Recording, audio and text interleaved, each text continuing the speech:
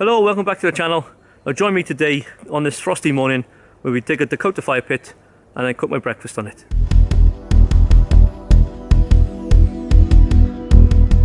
So I'm going to dig my Dakota fire pit using my Spetsnaz shovel. I'll get the fire going and then I'm going to use my shovel then, once I've cleaned it, to cook my breakfast on it. Hopefully, that's the plan anyway. So stick around, we'll dig this fire pit out and then we'll take it from there.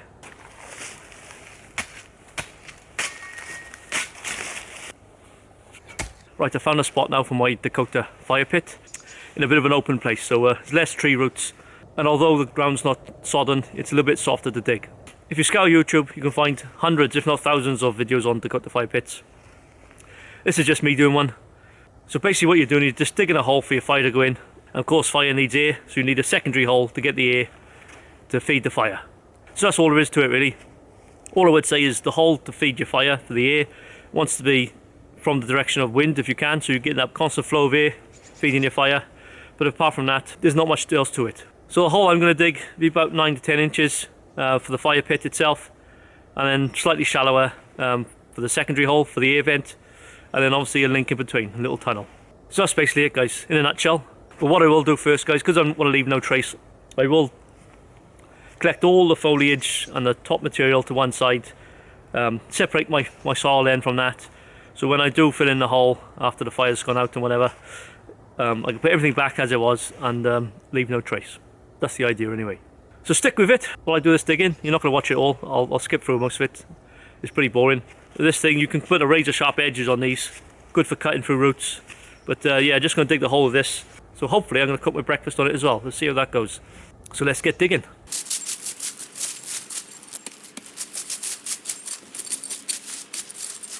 So the first hole you want, guys, only wants to be so big.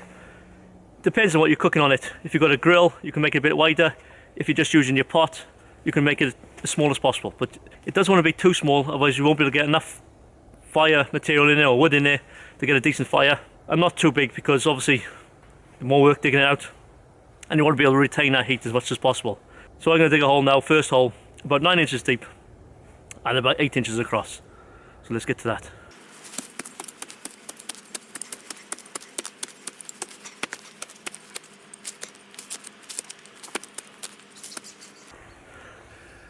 Breakfast. Yum.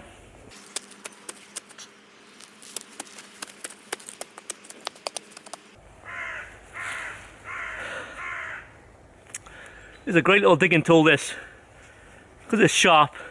If there's any little roots, this just goes straight through it like a hot knife through butter.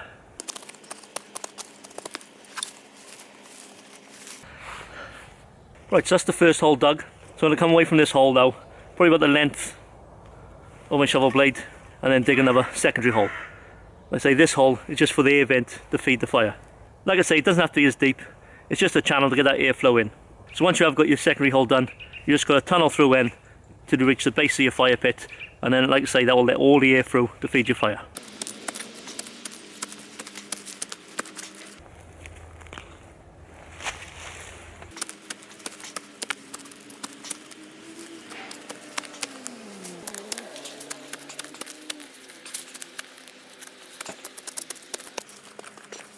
Right, as you can see, I've done the secondary hole now, the air vent, and it hasn't gone as deep, and I've angled it down towards the fire pit hole. So all I'm going to do now is connect the two holes together in a bit of a tunnel, then we should be ready for the fire. So that's my next job. When you are linking the two holes together, obviously you can attack it from both sides. Just make sure you leave a good enough amount of soil on your link, like a little bridge between the two holes, otherwise you don't want it to collapse. If it does collapse when you're building it, don't worry about it too much. You can form that link in that tunnel using stones, if you can find some. Right, let's get this done.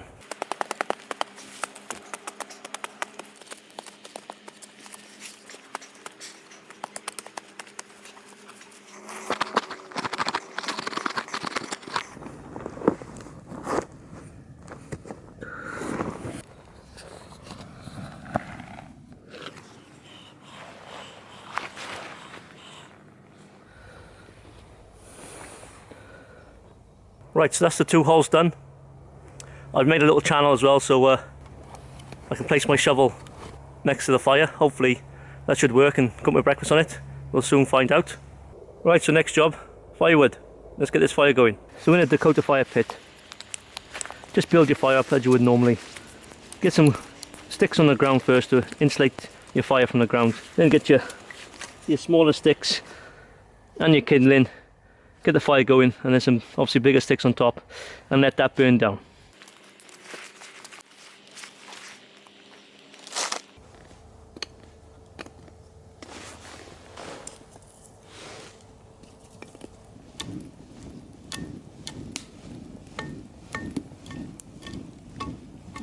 Now I've got the fire going, I'm going to let that burn down, wash my shovel off, and then cook some breakfast.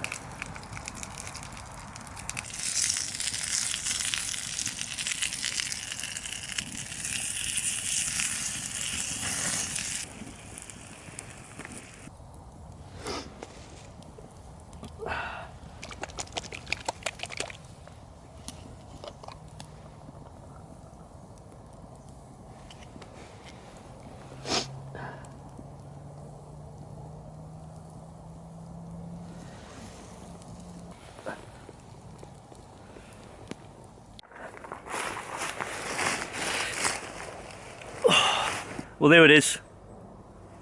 Sausage, bacon, scrambled egg, mushrooms, and a bit of black pudding. Now I did lose one sausage and half a black pudding in the fire, so never mind.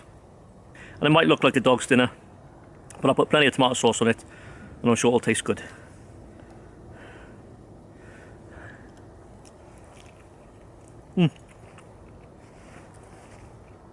That's alright. Got my cup of tea as well. So, to cook the fire pit, the idea behind them, we can get up plenty of air in there, should be less smoke, and the fire is more concealed. But I've had quite a bit of smoke with this one. I think the wood, even though it's dead, it's a little bit damp, but it worked nonetheless. So there it is, guys, cooking your breakfast on a Dakota fire pit on a frosty morning. Thanks for watching. Until next time, all the best.